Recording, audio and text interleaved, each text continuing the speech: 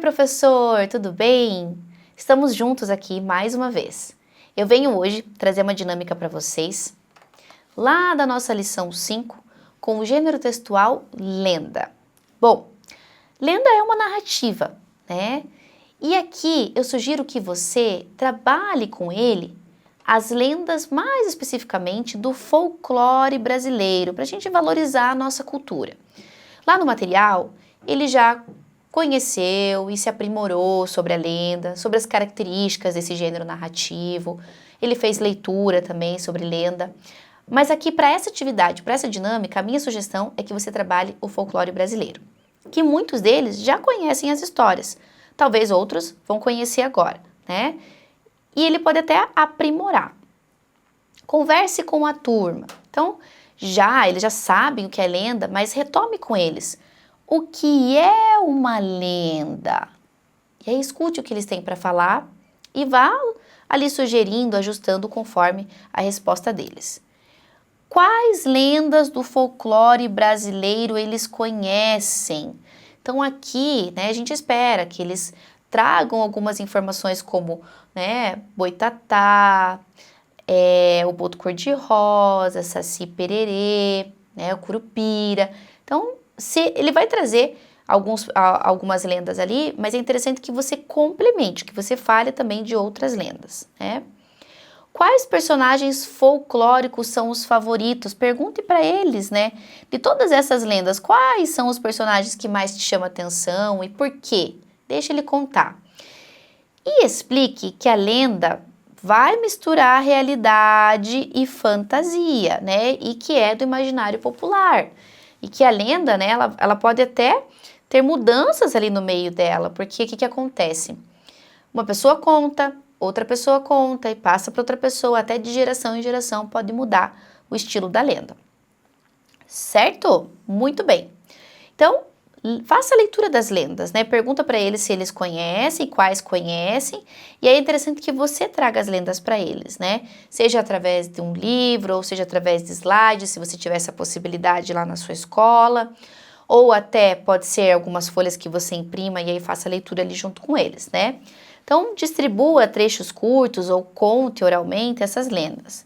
Aí eu coloquei aqui algumas, né? Por exemplo, a do Saci Pererê, da Iara, do Boitatá, do Boto Cor-de-Rosa, né?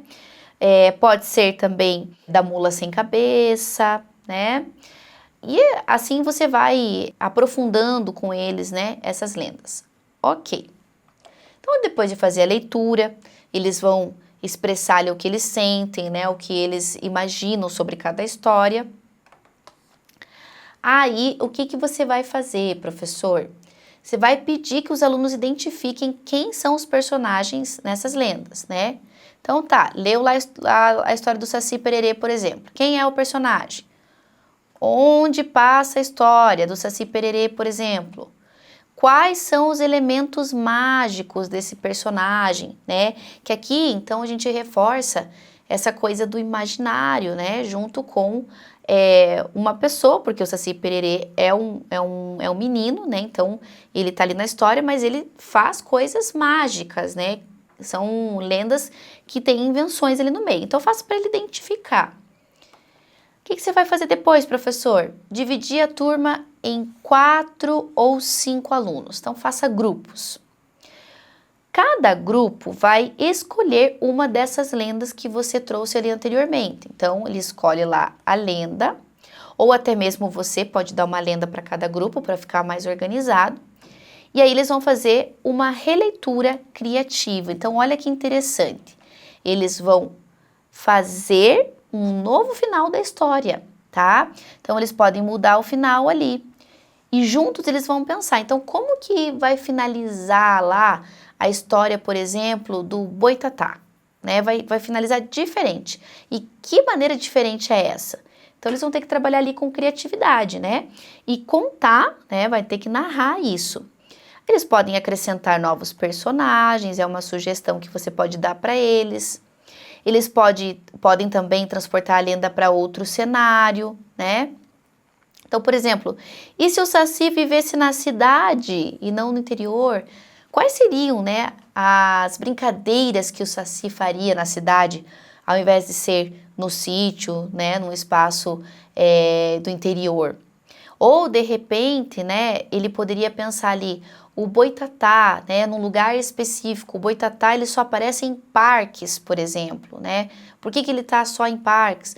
A mula sem cabeça. Então, a mula sem cabeça, ela aparece só no período da manhã, por exemplo, trocar horário também.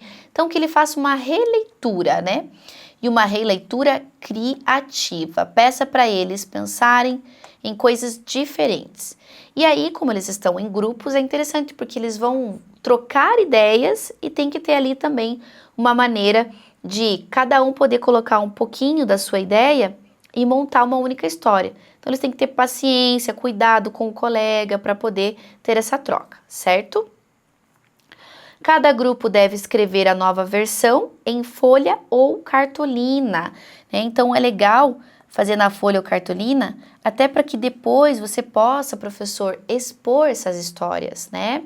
Ou ainda, né, se for na folha, você pode fazer um livrinho de lendas, né? Releituras, né? Você pode fazer releituras das lendas folclóricas da turma quarto ano A, quarto ano B, por exemplo, ok? Não esqueça, professor, de orientá-lo em relação às características do gênero. Então, vai ter lá um título da lenda, né?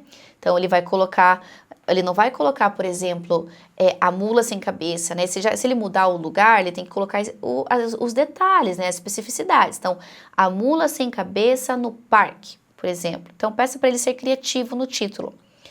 Ele vai ter que colocar esses personagens, tem o personagem principal ali do folclore, mas ele pode incluir novos, então precisa aparecer isso. A nova versão da história vai acontecer ali no meio, o próprio clímax pode ser diferente, e é importante que ele faça também desenhos ilustrativos. Se ele coloca um personagem muito diferente junto com o personagem principal, é interessante que ele desenhe, né? Que ele mostre na imaginação dele como é esse personagem, ok? E aí, ele vai escrever essa história, você pode delimitar para ele uma quantidade de linhas, de parágrafos, né? Dar um tempo para ele fazer essa história.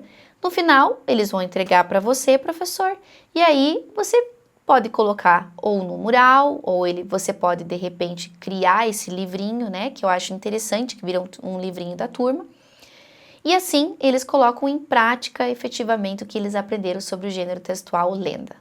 Certo, professor? Então, estou aqui mais uma vez para dar essa dinâmica para você e tomara que você consiga aplicá-la na sua sala de aula. Nos vemos na próxima lição. Até lá!